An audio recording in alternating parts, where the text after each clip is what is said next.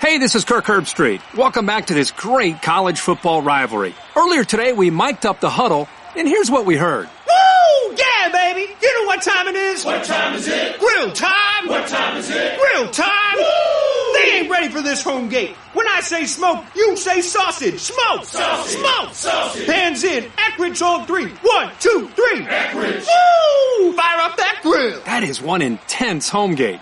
Eckridge, you do you. He is Jalen Anthony Rose. What up, dope? I'm David Jacoby. And on the cool check-in, center stage on the mic. And of course, Uncle Murder's in the building. We putting it on wax. We're Jalen and Jacoby. What do we do? We get the people what they want. Jalen, who's in the studio with us today? Uncle Murder is here. Whoa. And he spits bars. Definitely do. He spits bars, Jacoby. You know how much I love beats. I love hooks. I listen to advertisements. I understand marketing promotion. But you know what I love more than anything as it relates to artistry is bars and legitimacy in the game. He's a seasoned veteran. Welcome to the program, Definitely, family. man. Thank y'all for having me, man. It's all love. Anytime. Big fan. Anytime. Now, of course, during the television section, we're going to talk to you about the wrap-up. We're going to talk to you about the new album. Definitely. And we're going to talk to you about the Knicks. And, just some sports questions we got for you. And we have NBA action from last night. Celtics, Sixers, Thunder, Rockets. But we start with my favorite weekend in the NFL, the divisional round. We get 4 games, 2 on Saturday, 2 on Sunday. We're going to go through them chronologically. We start with 4:30 in the Bay Yay. Bang, bang, Niner gang. They host the Vikings. Now, you've been talking about the Vikings all season long.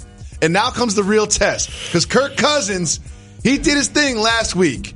Do you think that Kirk Cousins can be successful against this 49er defense? So, as much as we put it on the right arm of Kirk Cousins, we can't pay attention to how important it is to stick the ball in the belly of Dalvin Cook. Good point. Because when he's running the football and they're able to do play action, all of a sudden, Rudolph is open down the field. Diggs, Thielen, who's dealing with an ankle injury, who's going to play in the game. They create a level of balance for their quarterback to actually work with. However, on the other side, 49ers playing at home. They get D Ford back defensively. Richard Sherman is going to be back out there. He was dealing with some injuries late in the season. It's hard to pick against the Niners. You don't have to pick them right now, but here's one thing I have to point out is the 49ers defense is first against the pass. First in the league against the pass. However, 17th against the run. Do you think we could see a big game from Dalvin Cook? You just said the key. They're first against the pass. So therefore, if you try to put the ball in Kirk Cousins' hands, it might end up in Richard Sherman's hands? Correct. And so they're going to be focused first, second, and third on stopping that run. Because now all of a sudden you become one-dimensional. You're playing right into their hands. That's why they've been so dynamic all season. And by the way, they're terrific offensively. Sanders and Kittle, dynamic running game. Garoppolo has shown that he can play well in big games versus terrific opponents. So this is going to be an exciting weekend of football, and I'm glad this is the first And that's just the very first game. And then we move over to Baltimore, where we get to watch the greatest show in the NFL. A gentleman by the name who just turned 23 years old, Lamar Jackson. But they face off against the Titans. And Derrick Henry ran for more yards than every other running back in the National Football League. He also ran all over the Patriots last week. Do you think Derrick Henry can carry the Titans to the biggest upset of the weekend? John Harbaugh is not fielding a football team that doesn't have the ability to stuff the run. It's been the history of the Ravens for anybody that's been paying attention to the identity of this team. And then all of a sudden, Peter shows up. Humphrey plays well. You got Earl Thomas back there. And they can actually rest and win time of possession because Lamar Jackson is on the other side. And they have 3 great tight ends. Ingram is going to play. Like, I agree with your sentiment about this has been the most exciting show in football. It really has. This is going to be such a big game. And I want Lamar Jackson. They have an extra week. That bye week is so important. We've seen it every single year, how important that bye week is. And the Titans are coming off a short week. He's going to be out there like, yeah. He's going to be everywhere. You know what? In the fourth quarter. He already played 3 weeks. He might have his chains on in the fourth quarter. He might have his chains on in the fourth quarter. Now, Jalen Rose, he's clearly going to be the MVP of the league. But my question is, like, how long do you think the reign of Lamar Jackson is going to be? Oh, it's just getting started. I told you earlier in the year, they tailor-made their offense with Greg Roman to fit Lamar. They didn't 100% commit to it in San Fran with Colin. The game was a lot different. Teams didn't commit to it with Vic. They didn't all the way commit to it with Cam. They committed to it with them. Mm-hmm. Multiple linemen on possessions when they know they can either run or pass the football. Multiple tight ends, as I mentioned. Andrews, Hurst, Boyle. Fullbacks. They can block. They can catch passes. Like, they're a complete football team. Jalen, I have a quick question. Hollywood Brown going deep. I have a quick question. Where my homies? Where they at? Where my homies? Creeping through the hood. So I have a theory. Remember who the MVP was last year? Patrick Mahomes. I have a theory that he's been watching everybody, like us, just celebrate Lamar Jackson all season long. Just celebrate Lamar. Because remember, Patrick Mahomes was doing what Lamar Jackson did last year, changing the game, the no-look passes, the highlight plays, the left-handed throws. Like, we were all drooling over Patrick Mahomes' future last year. He missed a couple games this year. But I think that he's watching us and he's getting motivated. So you mean the public is what have you done for me lately? Exactly. I think this is going to be the forgot about Dre game. This is going to be the forgot about Dre game. Like, oh, y'all forgot? Y'all forgot about me last year? I ain't mad you at that. Forgot what I did? I'm predicting Patrick Mahomes has a huge game. What do you think about Mahomie? I ain't mad at that at all, and I'm rolling with you. Hill, Kelsey, Mahomes, Honey Badger improving the defense. Mm-hmm. But you can't sleep on Deshaun Watson. I seen the guy get kicked in the eye and throw a touchdown. I seen him be elusive like he was in the phone booth, and also Houdini throws a touchdown, and D-Hop is uncoverable. You know that guy's going to get open. So I'm expecting a shootout. I agree with you. Don't be surprised if both of these guys go over 400-yard passing.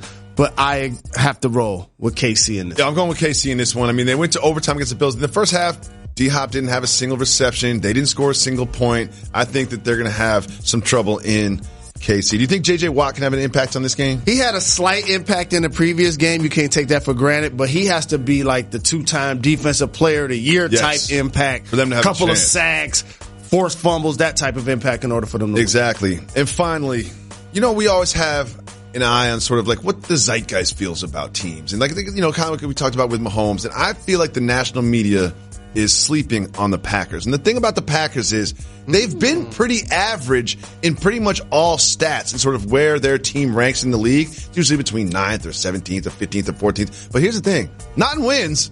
This 13-win team is hosting the Seahawks in Green Bay. You know it's going to be cold. It's going to be outside. 6:40 on a Sunday. Jalen, what do you think about this game?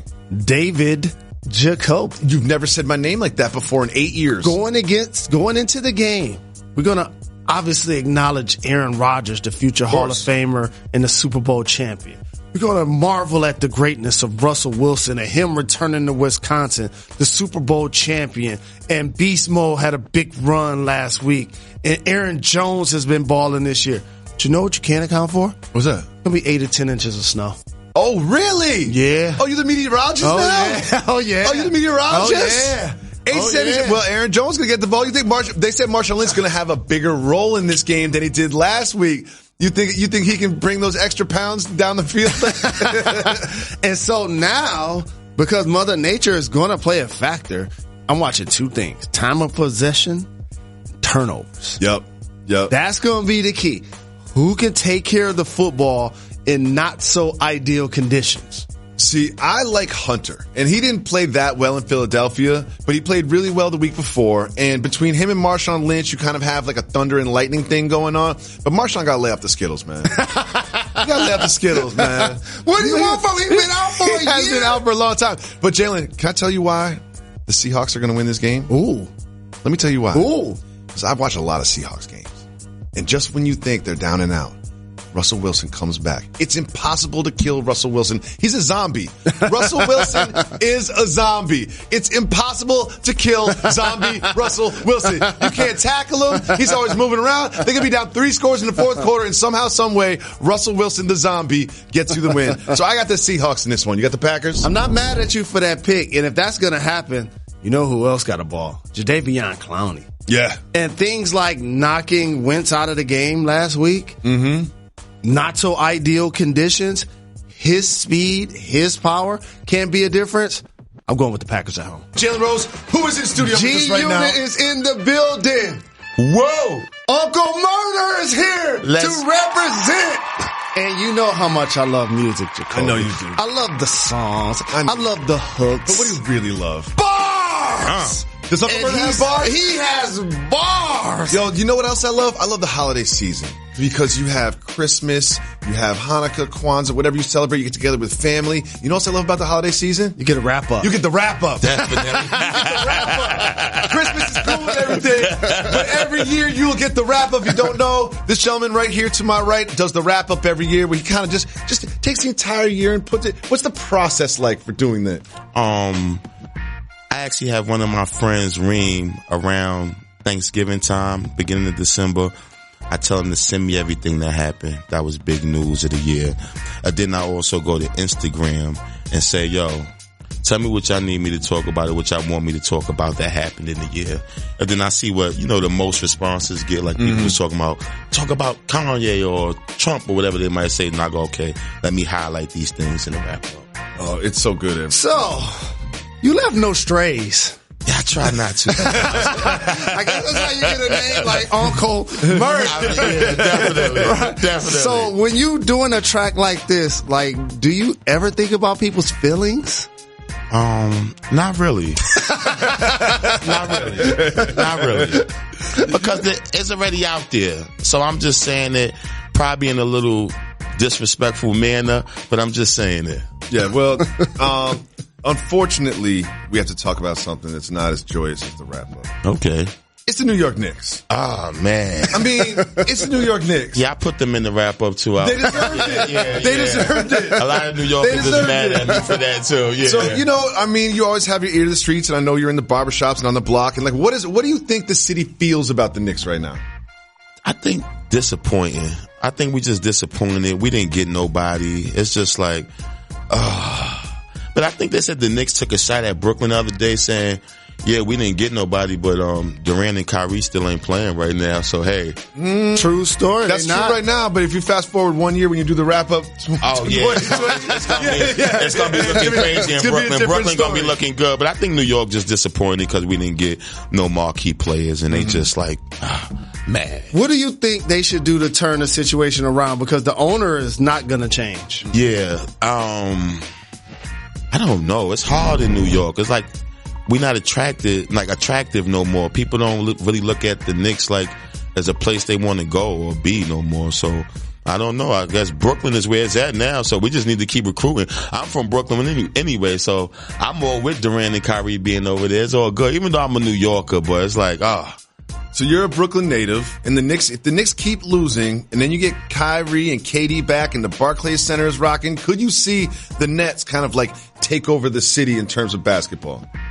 I could. If Durant and Kyrie really show up next year and really show out and that success continues for a couple years, I could definitely see Brooklyn taking it because the Knicks they just not looking good. Like, see what I said? I don't even know who you can't even name them like that, man. I know, man. But for the nostalgia of the New York Knicks, who is your favorite person that has donned their jersey of all time? Good question.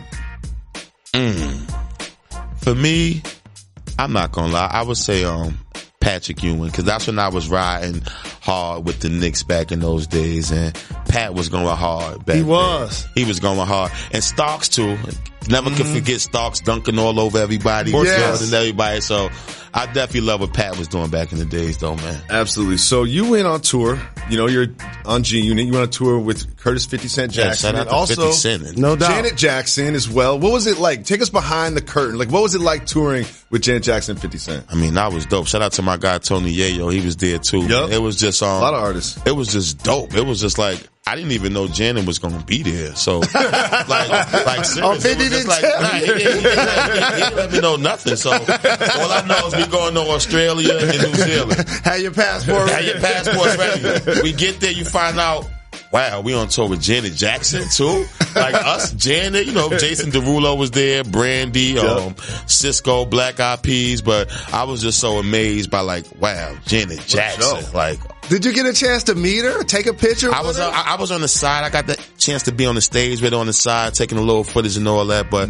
when I tried to get a little extra close, it was a thing called extra security right there, blocking that off. So, They don't care what your credentials say. Exactly. There was a little extra security there, but it was cool, man. It was definitely a pleasure. When you have such a big show like that with such diverse acts, like when you look out in the crowd, can you see like, oh, they're there for Jason Derulo? Like definitely, you get there. But you know what? Our set was so live. It was like the people really came out for Fifth, and like it was just dope. And to even see people like knowing my records and performing my records and adding me on social media, like, yo, we love your performance, or them showing me them singing my records while I perform. It was just a dope experience, man. There isn't a show that represents power like we do. And I definitely do. So I just saw my guy Tommy up there. So what are your thoughts on what's happening with the show right now? No spoilers. I couldn't even spoil it if I wanted to, because actually when we was on tour in Australia, I kept trying to ask 50, yo, man, me and Yayo, who shot Ghost? You know what I mean? He said, you think I would tell y'all? Like, so you can put I can't even spoil it. Yeah, exactly. He said, I know that wrap up coming.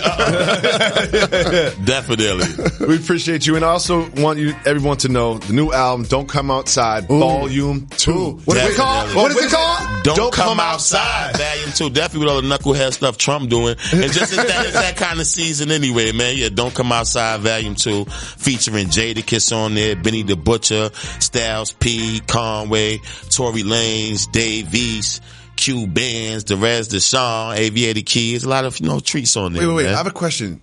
Uncle Murder, when does that album drop? It dropped today. It actually dropped today. It's out right now as I'm on one of my favorite shows. So this is definitely a good day, and the week is starting off Absolutely. Well, make sure you get Don't Come Outside Volume 2. And make sure if you haven't listened to the wrap up, you listen to the wrap up every single year. Uncle Murder, you're welcome to come back anytime. Appreciate y'all. Thank y'all, man. Thank y'all, man. Love. When we come back, we have another guest. Jalen, who joins us next? The Glove. Gary Payton is here. I just saw him in the green room like, wow. That's how we do it. Definitely. Right? I like what's going on up here. Appreciate you. Jalen Rose, who is in the studio with us right now? All I know is this.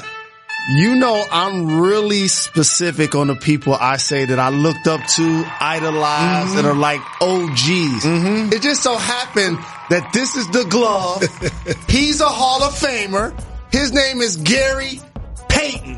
What up, family? What's up, fam? How you doing? And everybody knows the kinship that Oakland has with Detroit. Absolutely. We the mini Detroit. No doubt. And so we appreciate you joining us. It's a lot of things happening in the NBA, but I was so happy that you were going to be on today because Russell Westbrook returned to OKC.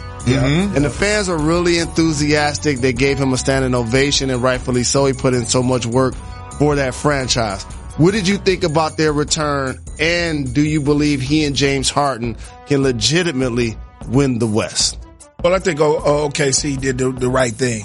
He didn't ask for to get traded. They traded him. He was there for 11 great years, and he played. He was a diehard with them, and that's what they're supposed to do. They're supposed to honor him that way. As in the Houston Rockets, we don't know. I mean, I hope that he can bring him over, put him over the top. He's starting to do this load management stuff again. I never seen him do that. I guess that they're trying to load up for the playoffs because they know that James, when he gets to the playoffs, he never performs in the playoffs. I don't know if it's be tired because they're wearing down, but he's the type of guy that he don't want to do load management. He wants to play. He's a playground type of guy, man. He wants to get it. He want to get it in. And I like that of that guy because he plays basketball. He don't be talking about, man, my body hurt or whatever. He go home and go to rest. They only play for 2 hours. That's all. You know, Jalen, we play for 2 hours, man, and we play more basketball than they did nowadays. Correct. We had more back-to-backs. We had, training camp when we had 2-a-days. We did a lot of basketball. We played a lot of basketball. These guys got like a Club Med. But I respect that, and I think what they're going to do is they're going to want Westbrook and him to be really, really ready because they don't want to do the repeat in the playoffs. And that's a good thing, you know what I'm saying? And I respect that. And if they get it going, they can beat a couple of people in the West. They can beat somebody. You know what I'm saying? And then with Capello, Tucker, and then you got Gordon back now. Yeah, these back. guys can beat a couple of people. They can go far in the playoffs, and I think that's what they're doing. They're getting ready for that. So I'm really glad that you are here today, Gary, because one thing we always have you guys do for us is take us behind the curtain. Take the fans behind the curtain in some behavior. So take a look at Russell Westbrook last night during the game. He's on the bench. But he's not with the team. He's way on the end of the bench. See him over there? Yeah. By himself. Yeah. Gary, as a fan, I'm looking at this and I'm like, well, that's odd. Seems like he should be part of the huddle. You played in the NBA a long time. Is that normal behavior? That's normal behavior. Yes, it is. Okay. Because if you would have seen me during my time, if you go back to when I played, I used to go onto the scorer's table and sit there. And then I used to look at the huddle and look at Coach Carl, and people would always scrutinize me for that. They'll be like, why is he not listening? But then George Carl would come back and say, yo, don't worry about him. I know he's listening. That's what he does. And that's what to get my mind into it. It wasn't disrespecting my teammates or nothing. I went and told my teammates, this is what I want to do. When we get in the huddle, I want to be over here. You know what I'm saying? It's not nothing personal. I still feel comfortable because I got my mind thinking about what I done did wrong. What I need to do more. I wasn't like I'm looking in the stands, I'm looking at nobody, but I'm hearing everything that Coach Carl is saying in the plays. Now, I understand if he didn't understand, but he wasn't going back in the game. Correct. So it wasn't nothing that he could see and he should see. He wasn't going back in the game, so okay, he's over there. Now he's got his mindset, he's mentally into it, and then he can do it. Now, if he was in the game, I have a problem with that. Okay. But he wasn't in the game. He was over there, and that's the way they do it. Let these dudes do what they do. This is a different generation. Let them do what they do. As long as he come out there and perform and know the plays and know what's going on, I have no problems with that. So that's perfect taking us behind the curtain because when you look at it as a fan, it looks a little funny, but now you explain how you did it. We really appreciate that. Now, there's another game last night we want to talk to you about. That was the Celtics and the 76ers. 76ers and the Celtics, two of the best teams. But you know who the star of the show was? Josh Richardson. Josh Richardson had 29 points, 7 assists, and that's this is the Josh Richardson that they traded for. Like, this is the Josh Richardson that they wanted. What did you see from Richardson last night and the Sixers without Embiid? But you know what? This kid right here is the X factor to their team. If you really, really think about it. Remember when he was hurt? They weren't playing very well, and they don't have that point guard other than Ben Simmons to handle the ball.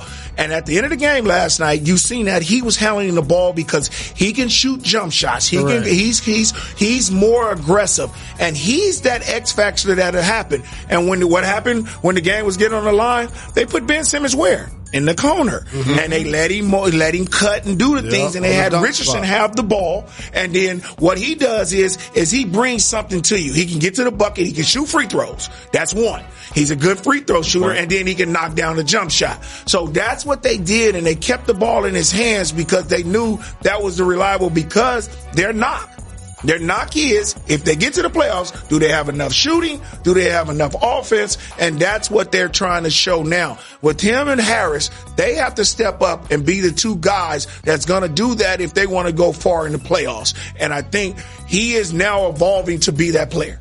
So this question has a duality for me. I really love Ben Simmons, and I'm trying to get fans to now appreciate him for who he is. A guy that's just not going to make shots outside of the paint. However, you're not only one of the greatest defensive players of all time, you're one of the greatest trash talkers of all time.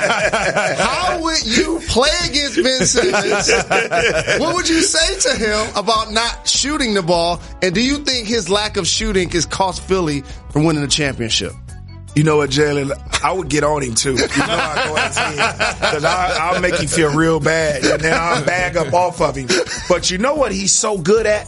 Is that if you bag up off of him, he eats up space. Mm-hmm. And when he eats up space, he's too big. And he's versatile with both of his hands. Mm-hmm. So what I would really do with him is I'll pressure him a little bit more. I'll make him want to go to the bucket, and then I'll start stripping him. Then when I do that, I'll get off of him. I'll make him see a different side of defense all the time. He's so good. He don't have to shoot the basketball because he can do whatever he wants. Has nobody they haven't really solved him yet. Because if you can get to the bucket anytime you feel like it, so what? Who cares? Do what you got to do. But the only problem is that in the playoffs, it changes. Possession changes, and a lot of people, you play them 7 times in a row if you have to, and then that'll change. Mm-hmm. That'll change. They'll start jumping, bagging off of him, and then when he sucks in, they'll start doubling him to make him do other stuff. So, but right now, during the season, he doesn't have to shoot the basketball. He can get to the bucket when he wants to. So people have to adjust when it gets to the playoffs, but until they make me change my game, I wouldn't change my game.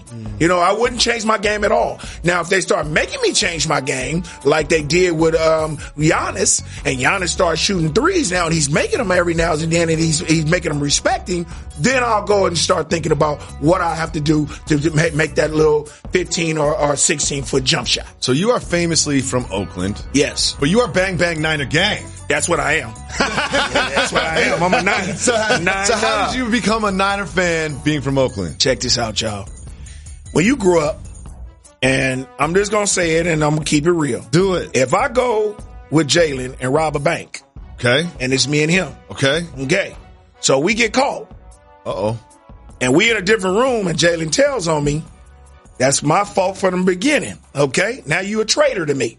Now if I come back to you, and you do it again, you're really nothing to me ever in my life. So when I'm growing up, I didn't have the Raiders. I had the LA Raiders. Mm-hmm. So I'm not dealing with them. You left my city one time, then you going to kind of come back because of some money, and now you think I'm going to be riding with you, and now you going to leave again and become Las Vegas.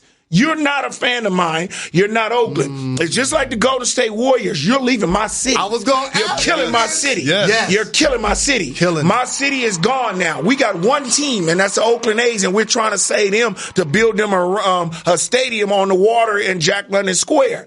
Now you telling me that I'm supposed to be a Raider fan and I'm supposed to be a Warrior fan? I didn't grow up in San Francisco. That ain't my problem. If you want to go over there, then I won't come. I haven't been at the arena. I won't be at the arena. So there it is. I want to ask a follow-up question to that, because as a Detroit native, I took it very personal when the Pistons left to go to Auburn Hills. Mm-hmm. The Raiders left to go to Vegas, another state. Can you talk about how that changes the financial dynamics of your city when professional teams decide to leave the way both of those squads did? Check it out, Jelly. We didn't teams always go to San Francisco and go to the hotels. Our city was struggling from day one. We should have been doing like this. Our city should have been in the mayor, and everybody should have been like, let's build hotels. Let's build some better hotels. Let's do a lot of more things around the arenas. Let's make it like that. When the All-Star was there, where did everybody go? To San Francisco. They wasn't in Oakland, man. We don't get to show that our city is good, and our city is changing very much. We're starting to be a great city. A lot of people are moving in our city, doing a lot of things, and now you're going to take our teams away. So what are we going to do with the marinas now? They're going to just sit there. It's taking the economy away from us. It's not giving us nothing. It's not making anything out of our city. We can't have nothing there no more. We're trying to make baseball be okay. If we build a baseball arena, then we can have the All-Star game there or something like that. Build our stuff back up so then we can start building hotels so people can stay downtown in Oakland. We got one major hotel. That's why nobody comes here. But we don't force Oakland to do that. We don't force our people to do that. And now you take our sports away from us, and we have nothing. We have nothing, and we're just a city now, just nothing in the city, and they call it the town. They still wearing our jerseys over there in San Francisco. Yeah. Don't be the town, be San Francisco, be Frisco. Right. You know what I'm saying? And I don't like that neither. It's not the town out there. Gary, very quickly, LeBron James is leading the All-Star voting. Mm-hmm. What do you think about that process in the fan voting? Well, you go with the most popular players. You know, that's what it is. You know, he's a popular guy. He's been in the league 17 years. They talking about he's slowing down, which is a bunch of, crap. Mm-hmm. He's not slowing down. You see what he's doing. Him and AD is 1 and 2. And then that's what it is. And then you got Kawhi. I wasn't surprised that it was like this. Giannis and him is going to be up there for a minute. But this is Luka. Luka is a surprise. And number 2, the second year of what he's done, nobody expected him to be this way. They didn't expect Dallas to be like this. And that's a surprise. Even the young kid down there, Trae Young. He is doing a great job, too. Sure. He's leading the guards in the East. Mm-hmm. So we didn't expect this, but I did expect that he's still the top player in the world to me, because he does everything. Giannis is having a great year. He's starting to prove that he's going to be probably take over for him. But right now, I still think the king is still the king, because he's changed his team. He's done got a Batman. He got a Robin. Yeah, he does. He's done got a Robin with him. He's got a Robin. You know what I'm saying? And Robin is doing pretty good. And he's one of the top players in the world. So I think he's still the number 1 player to me in my eye. Gary Payton, thank you so much for joining us. And Jalen Jacoby, you're welcome to come back anytime. I'm over here, man. Anytime y'all want me, man, I'm here, man. I'm here. First of all, I want to thank Gary Payton for coming by. No question. So nice to have that Hall of Famer here. And, of course, Uncle Murder. But now, it's just me and you. And you really care about what we talk about on this show. So we made a segment tailored just for you. It's called Keep It Moving. I'm going to propose a topic. If you want to discuss it, say hit the brakes. If not, we'll keep it moving. Are you ready, Mr. Rhodes? Let's get it.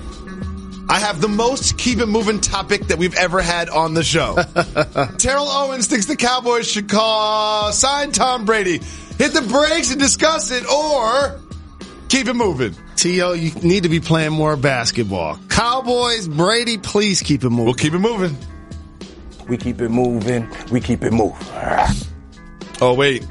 Oh, this next one is also very keep it moving. Antonio Brown is training with Floyd Mayweather to fight a YouTube star, Logan Paul. I know one thing. Those two dudes in the same room at the same time, that's a lot of money. Keep it moving for now. Keep it moving. We keep it moving. We keep it moving.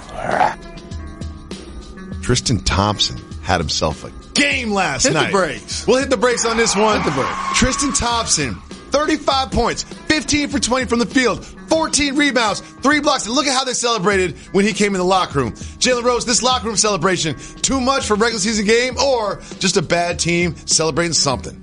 It's not too much.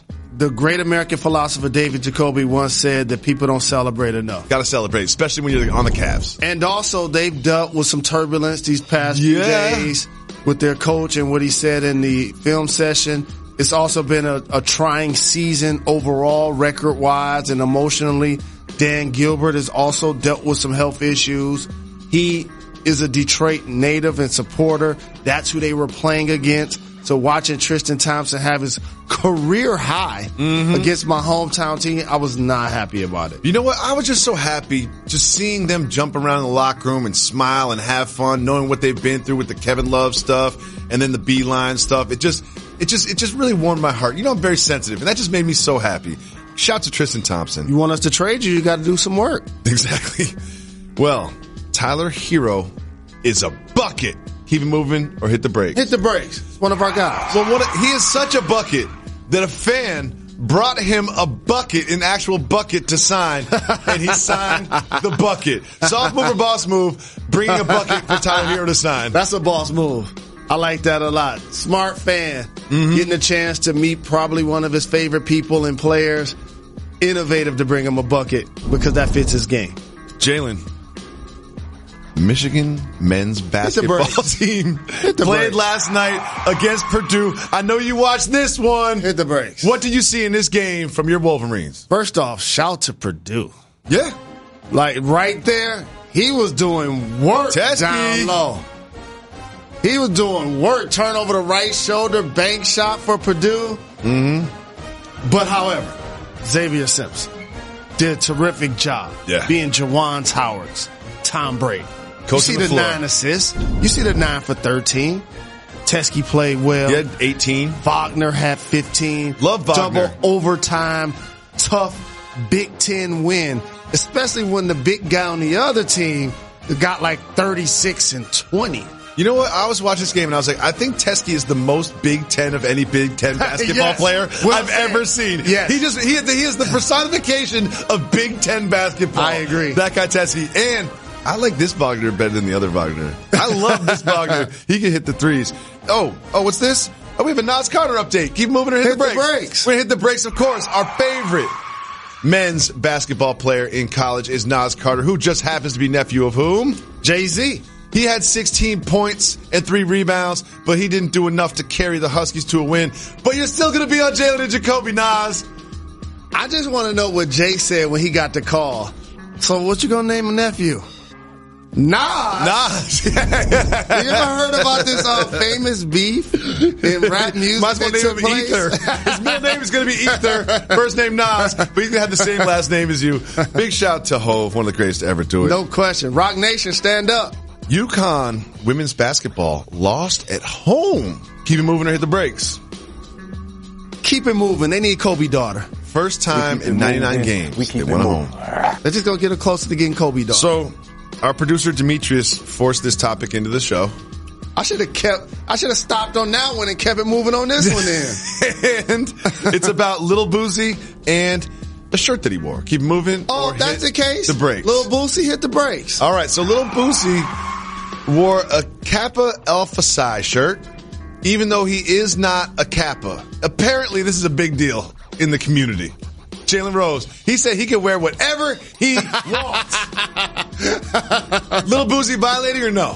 I don't feel like he's violating. To me, if you have a public brand and somebody's wearing a shirt to support it, that doesn't seem like a violation to me. Yeah, it doesn't seem like a violation to me either. I don't know what people are upset about. But also, I don't belong to a fraternity, so I could care less.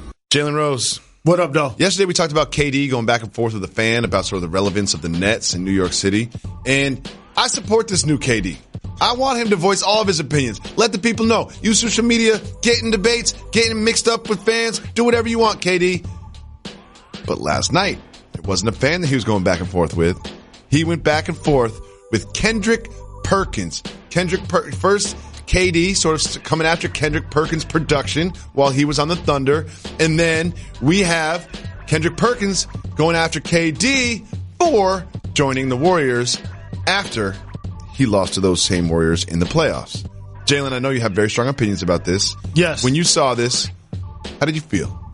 So, to not take a side because this became personal. Absolutely did. I have to take the approach as somebody that's been covering the NBA Finals for almost 20 years, the OG route.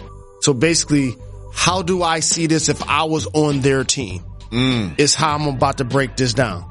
Because the dynamics are way different. What we were discussing yesterday was KD going back and forth with a random fan or a media person. To me, that's beefing down. In this case, Kendrick Perkins works in the media. Yep. He was talking about going on SportsCenter, and it's his job to give certain opinions. But it's uniquely tied to the fact that they were both teammates at a time when KD's under question of whether he could get it done or not. Mm-hmm. So now all of a sudden, my former teammate comes out and talks about what I'm not based on the fact that I didn't get it done, and he was on the team too. Yeah. Right? He was on the team too. And so I always point to the fact that in the media, we're allowed to give the best player all of the credit. Yep. Act like Michael Jordan won 6 rings by himself. But in reality, it was a team game. Full team. And so for KD, it does cross the line, in my opinion, by Big Perk, my dog, when he says KD only made it to the second round without Russ, when somebody else was pointing to him that Russ never made it out of the first round without KD. Now, uniquely, both of them guys at OKC have been MVP of this league. Yes. And there's something to be said for guys that are able to accomplish that. So that makes it an argument. Okay. However, you can't talk about me not getting out of the second round, and you can't talk about me leaving when I probably got in the car multiple days and complained about how you play. Of course. Well, there's a couple things I want to say. I think they're both wrong for some of the things that they said. Number one, you're going to point out Perk's production. You got a successful team. And also, if you watch that team, they weren't running plays for Perk. You know what I mean? Like it wasn't exactly the Kendrick Perkins offense. It was Russell and KD. And also, I don't think this is the weakest move to join the Warriors. They had a spot for you. They have a great team. They're having fun. They're winning games. Join the Warriors. If I was KD, I would have done it too. No, but that part is spoken like a former teammate. Because remember, there were times when they lost to the Warriors. When you walk into the locker room, those guys are hugging and crying together. And you're saying, screw those guys. We're going to get them next year. And then he go join the team. So I know personally Perk feels some type of way about that. But again, in KD's defense, he can feel like you one of the reasons why I didn't get out of second round because you only averaged 3 and 2 and you was my starting center. And also, we couldn't get it done. That's why I needed to leave. And lastly, let me just say this. What's that? Everybody want to throw shade at Kevin Durant. I don't care what he puts on Twitter, how many burner accounts he's had in the past. 99% of the time when he's on the team, he's the best player. When is he not? Let's not get it twisted. When is he not? He's the greatest Oklahoma City Thunder player. He was the best player on the Warriors when they won 2 championships. Mm-hmm. Shout to Dr. J, Jason Kidd, Derek Coleman. He's going to have a chance to be the greatest net of all time. Facts. And he probably will be. Jalen, Monday night. We don't have a show on Monday because it's the big national title game. So right now, I want you to tell me who you think is going to win LSU versus Clemson. Clemson, second straight undefeated season. They have a lot to prove, a lot of motivation. They understand that people have overlooked who they play. In their what's that? What's happening here? Well, you know, Ed Ogeron, he likes to shotgun Red Bulls. What's that So noise? you know who I got. Oh, no! Oh, man, this show is getting more and more cultured by the day. What are you doing? Who does that? Go Tigers.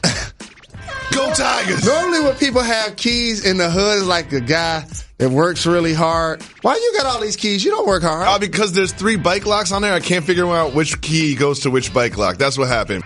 We always say we give the people what they want, so we're not just going to give you the television show audio. We always give you podcast exclusive. Too Hot for TV. Uncle Murda is here. Whoa. And he spits bars. Definitely do. He spits bars, Jacoby. You know how much I love beats. So one thing that I want to discuss with you, which is obviously you're in G Unit and 50 Cent, is the Nick Cannon Eminem thing. Where did that come from? I'm not sure. I know they got some long beef from way back. So I'm not sure, but I got to be politically correct. I'm team 50 Cent, so shout out to Eminem, the guy that made it happen for him. No doubt. Detroit native. Shout out to Mariah Carey too. That's my homegirl. We did a record together, so I stay out of their little issues with them over there. No doubt about it. You see us in our studio flow and how we prepare and get ready. So when you're in the studio, what gets you ready to go? Like, what is your routine? First, the beat got to be fired for you to get in your musical space. Then it take a couple, I probably call it hors d'oeuvres. You got to drink. Then the other thing, I call it maybe hors d'oeuvres. Okay. Got you. Right, yeah. Medicinal. Yeah. Medicinal to get everything going the way it needs to go. Medicine, sure. And then we get right. What's your writing process? Sometimes I try not to rush it. It might take me a couple days to finish a record. Or sometimes if you're in that zone, it could take you an hour. It all depends on how the night going, how the beat catching you and things of that nature. So, but I try not to rush it though. Let it come. You talked about doing a song with Mariah Carey. What's some of your favorite collabs you've done recently? Recently, man, I actually like working with the young guys. Like, there's a young artist out of the Bronx right now, New York, Lil TJ. Me and him just did a couple of records. So, but I love working with my guys like the Jada Kissers and the Benny the Butchers and Conway, Styles P. Shout out to Tory Lanez. Me and him got a few records. Dave East, that's my guy. Me and him be working a lot. So, I just like working with whoever it come with naturally. You know what I appreciate? What's up? 90% of the people that he named have been on this show. Definitely. That's why I had to come here. That's exactly why I had to come here. Yo, what do you think about Griselda and that like Buffalo thing they got going on? I'm loving what they're doing. I shouted them out in the wrap up, man. I love what they're doing because they just stayed in their lane. They didn't try to do what everybody else was doing. Mm-hmm. They stayed in their lane. It worked for them. They caught Eminem attention. Then they got Jay-Z attention. They had Drake shouting them out not too long ago. So I love what they're doing, man. Yeah, and I think that you're kind of an artist like that too. Like you don't go in the studio and say, how do I make a hot record? Like how do I make a record that's going to go pop? You know what I mean? Definitely. Let me just make the music. Yeah, definitely. I was big back in the days like, don't use auto-tune or don't try this, but I've been around for a while, so as being around for a little bit, I try different things as well. Even though I stay in my lane a lot, but I do try different things. Like when I did a record with Future, I was a little bit out of my lane. Even the Tory Lanez record, I was a little bit out of my lane. So I like to try different things on records. You know what I'm saying? So, and your audience always appreciates that too. Of course. They see you doing different sounds, getting on different beats, working with different artists. Got to show the versatility. Definitely, of course. That's how you have the longevity. And you have growth. So, the young boys relate to me and they rock with me. So I love that, man. How has the business, like the financial side of the music industry changed since you've been in the game? I actually think it got better with the streaming. Nowadays, there's so many different avenues to get money with streaming going on, so it's better. And definitely for the young guys, when they come up with a hot record, they start running around immediately getting $40,000, $50,000 a show. So I definitely think there's more money in hip hop now. Definitely with social media, it's so easy to promote yourself and get it going. So as long as you're working and being consistent, you're going to get some money. Absolutely. And I'm glad you went there because Biggie once coined the phrase, either you sling, crack, rock, or you got a wicked jump shot. And so a lot of times people see athletes and or artists is the only route to get out of the hood. Definitely. And I always talked about what I appreciate now about rappers and hip hop, people that contribute to hip hop. Athletes and them are not staying on the same street. Definitely. Buying the same houses. Yes, right. Definitely. But that's what changed, right? Yes, definitely. There's a lot of money in hip hop now. It got bigger, There's more out there. Jalen, who are the guests that we have to thank? I am so enthusiastic about today's program. Me we had too. a Hall of Famer on the show. The Glove, Gary Payton, representing Oakland. And everybody knows Detroit and Oakland has a kinship. And who that you have from dates G-Unit? back generations. And from G-Unit, Uncle Murder, who spits bars. What's he spit? Bars. Where am I going this weekend? To get his album. Bars. To get his album. Don't come outside. Volume 2 drops right now. Get it anywhere you can. Appreciate you listening to Jalen Jacoby. We'll be off on Monday, back on Tuesday, ESPN 2 at 2, and anywhere you listen to podcasts. And make sure during the weeks you check us out. 10:15 on Jalen versus Everybody IG and on my Twitter handle at Jalen Rose. We give you the pod experience live like no other. Jalen, we'll be back on Tuesday. Why's that? We're not done. We're not done. We're not